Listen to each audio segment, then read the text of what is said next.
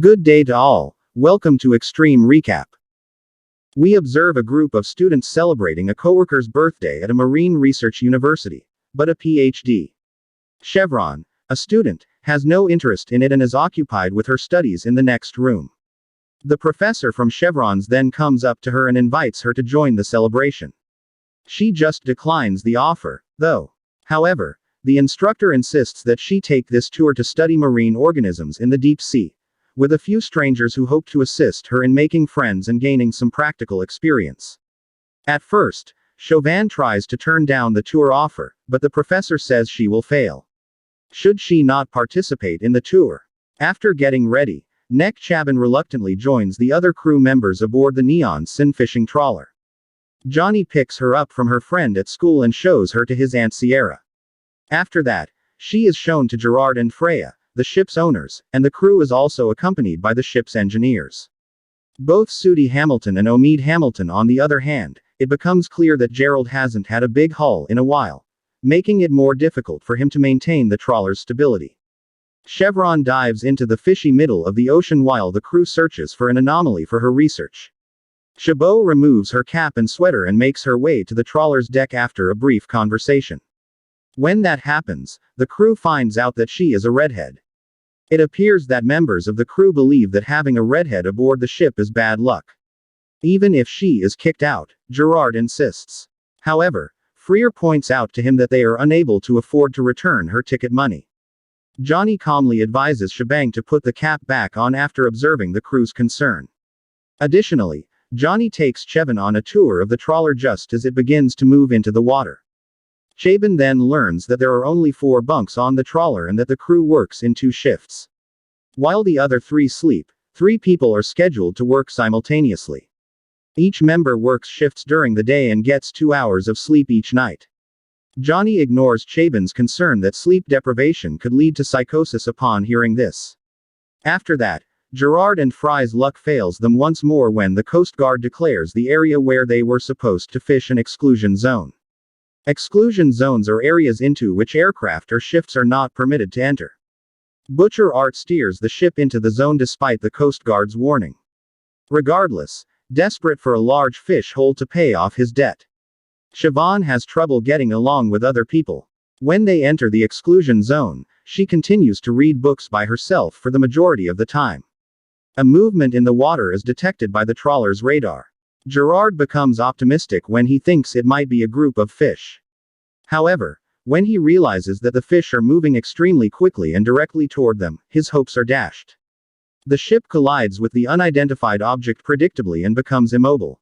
The collision damages the boat's radio, cutting them off from the rest of the world's contact information.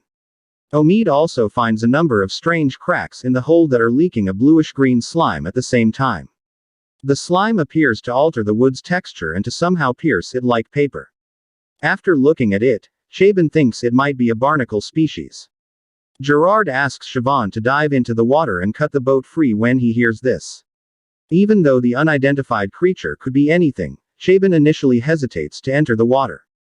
However, Gerard persuades Siobhán and reminds her that she is here to look for anomalies anyway. She anxiously dons her diving gear the following Shabbat. Gerard's hands are as sharp as a goddamn knife before she dives in. Siobhán says that the thing stuck to the boat is an organism's glowing tentacles when she gets to the bottom.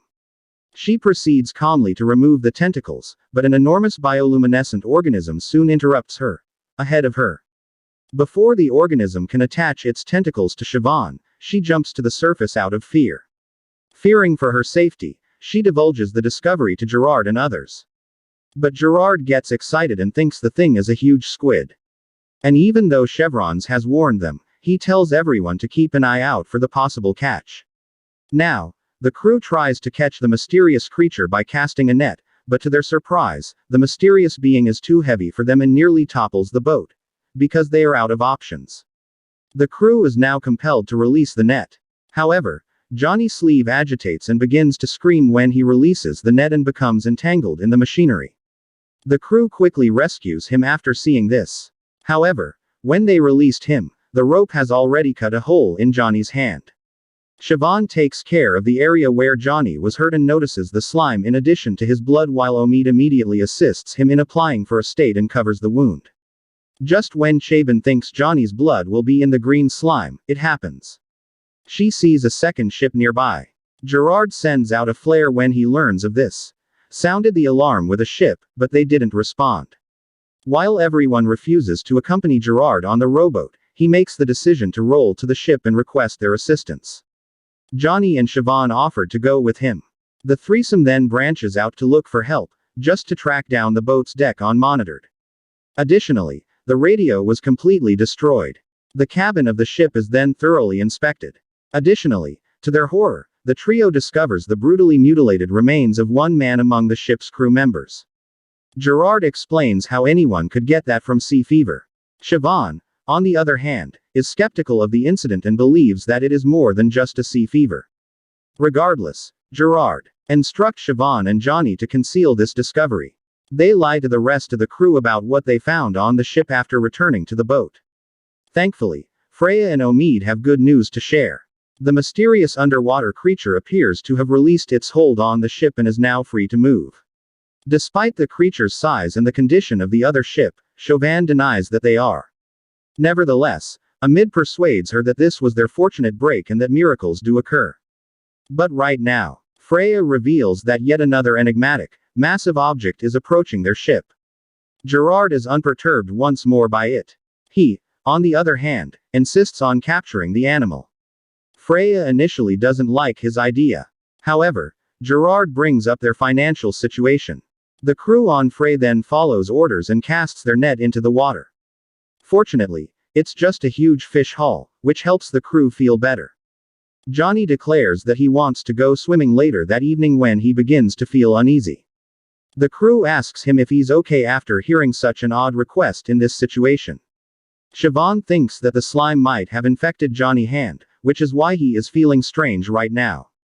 After that, she looks into his eyes and immediately detects movement inside. Johnny then goes to get some fresh air. However, he experiences immense eye pain for some reason.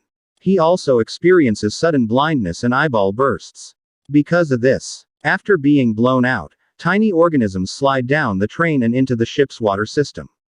As a result, Johnny cries out in pain and eventually dies in front of everyone's eyes.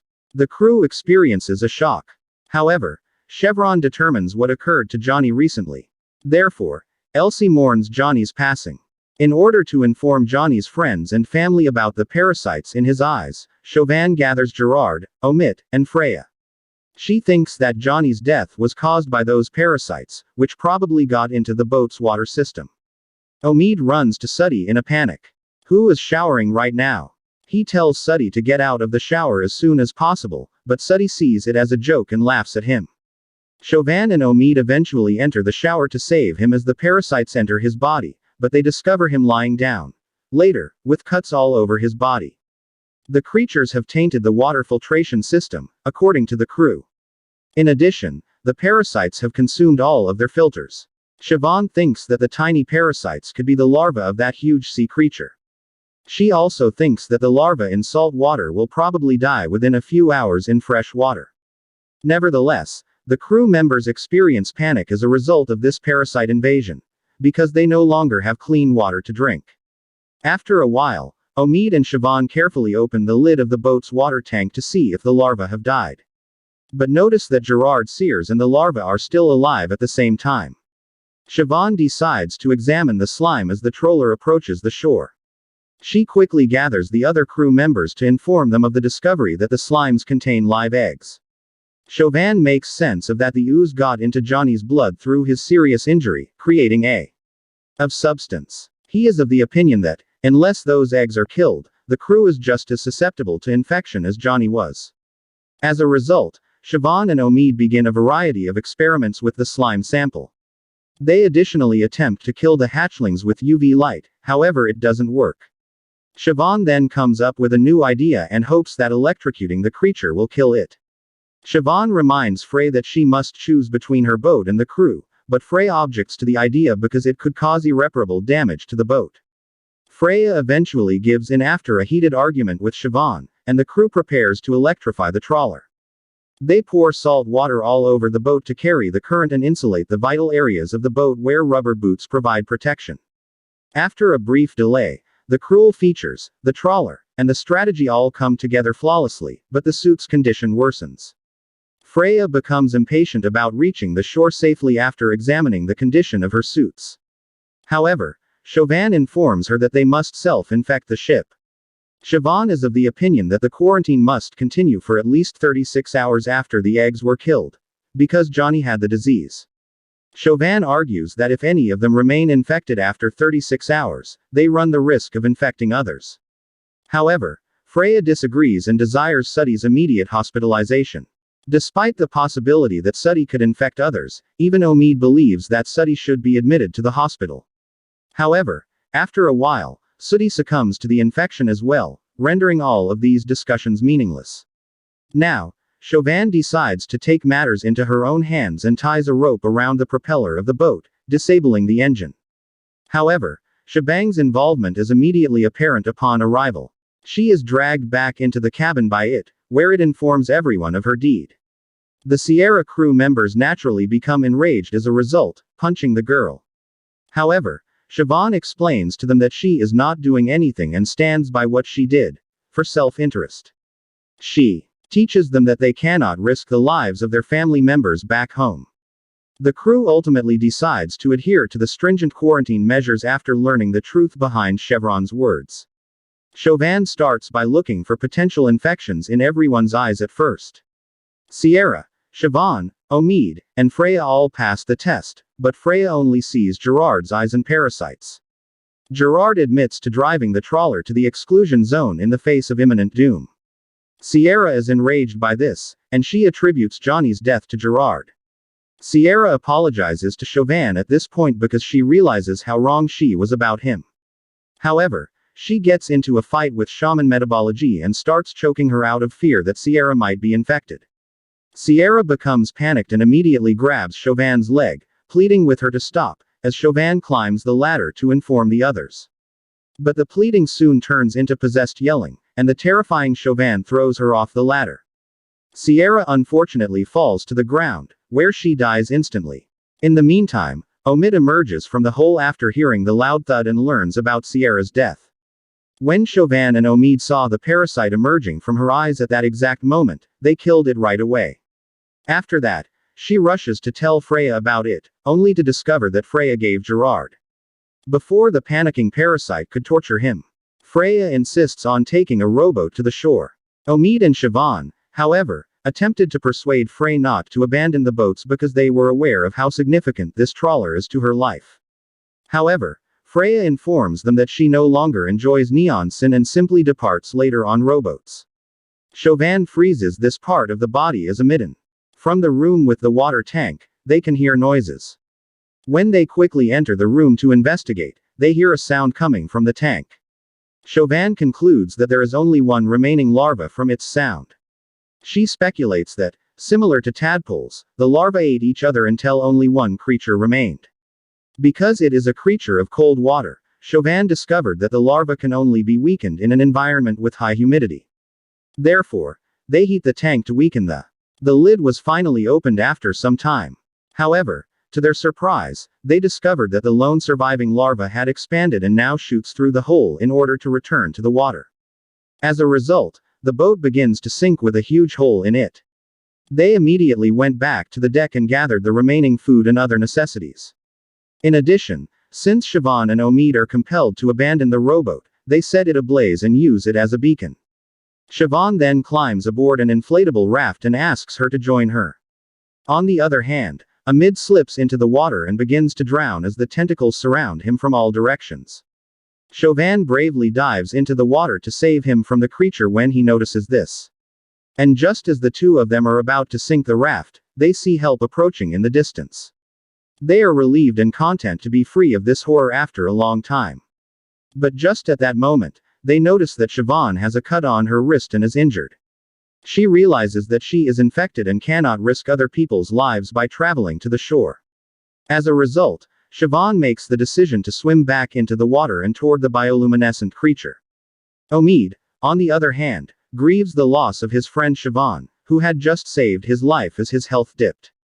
Turn on notifications, please subscribe for more videos like this, and like the channel to support it. Thank you very much for watching.